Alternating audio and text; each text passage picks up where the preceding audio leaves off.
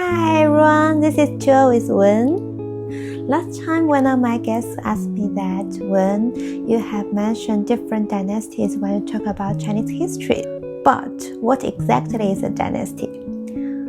I realized that in Chinese, 朝代 is quite a common word for everyone, but when we translate it into English, into dynasty, it is not that familiar to many foreign tourists.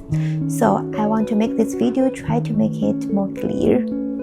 Well, European friends may be more familiar with this word because it comes from Greek and it means power originally, and then it was adopted into Latin, into French, and finally into English. Currently, dynasty in English means a sequence of powerful leaders in the same family. There are some famous dynasties in Europe, such as the famous Habsburgs and Bourbons. So, the dynasty in Europe is more like the family rule across different kingdoms, more like the shareholder.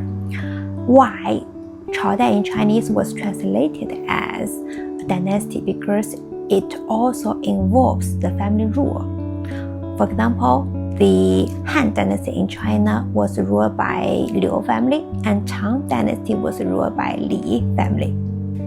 Now you may find another interesting point that the China's dynasties are not named after the family's name, right? Why? Because in ancient China, it is believed that the family which can build a dynasty is endorsed by the heaven, and the emperor was also called as the son of the heaven.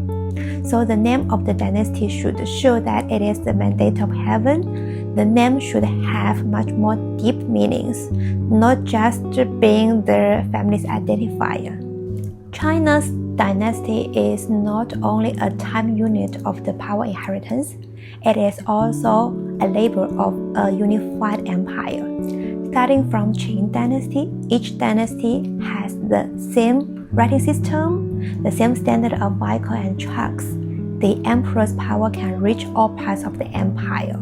So the Chinese dynasties are like the carriers of the cultural inheritance.